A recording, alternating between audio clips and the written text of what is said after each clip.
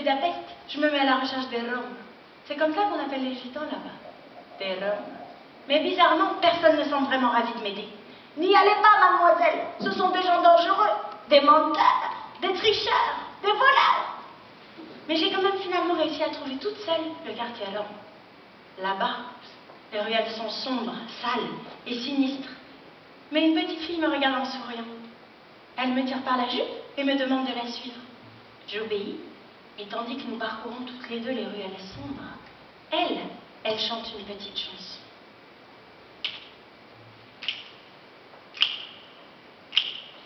Dum de de dum ding, do de da de dum ding. Oh la da da da la da dum la da da da dum. Oh la da da da da dum da dum la da da da dum. Oh la da da da dum da dum da. Oh la da dum da. Arom arom ke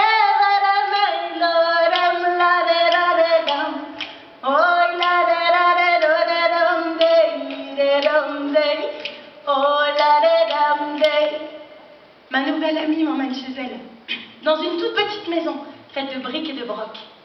Sa maman m'invite à partager leur repas. Mais c'est délicieux! Qu'est-ce que c'est? Oniglo, répond la maman. Du hérisson.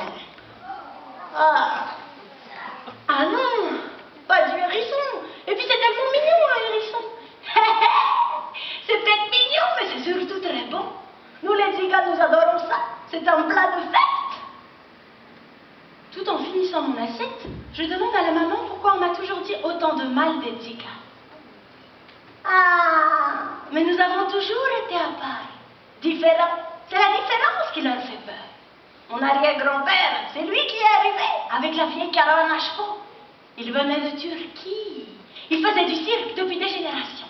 C'était un homme ursitari, ce qui veut dire montreur d'ours. Mais il ne montrait pas d'ours, non. Il avalait des sables. Mes parents parlaient romani. Ma langue maternelle, c'est le romani. J'ai été élevée dans une famille de 14 enfants. On n'a pas toujours ce qu'on veut, hein. Et moi, j'étais la 10e. Et comme on ne s'occupait pas de moi, enfin, on s'occupait de nous forcément, mais on ne peut pas s'occuper de 14 enfants à la fois. Ça fait qu'on a poussé un peu n'importe comment, comme des fleurs sauvages, comme on dit.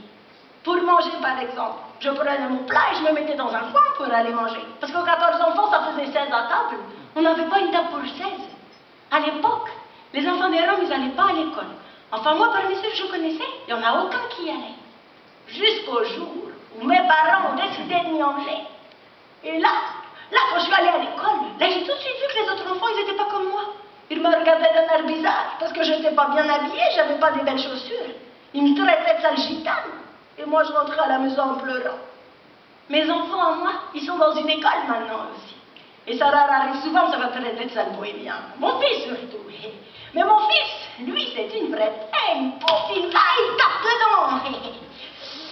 Mais quelque part, mon fils, il n'est pas responsable de tout. C'est les autres derrière qui le piquent. Lui, au bout d'un moment, il répond.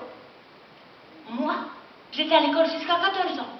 Après 14 ans, j'ai dû quitter l'école pour travailler, gagner de l'argent. J'étais au cirque Rome, dans les caravanes. Le voyage avant, c'était bien. C'était mieux le voyage qu'ici. On était une vingtaine de caravanes. Dans ces conditions, on n'est jamais seul, tout le monde vous aide. On a besoin d'argent, tout le monde donne. Il se passe quelque chose, tout le monde vient. On ne se laisse pas. Les gitans ne se laissent pas. Et on laisse personne étranger dehors s'il a faim et soif. On laisse personne à la rue. On lui donne la main. La vie des gitans avant, elle était belle. Elle était très belle. La vie, elle était simple. On faisait un feu, on chantait, on rigolait. On ne pensait pas au mal. On était tous unis.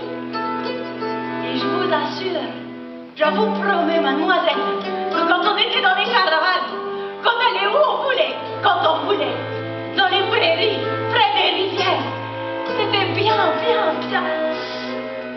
Je regrette.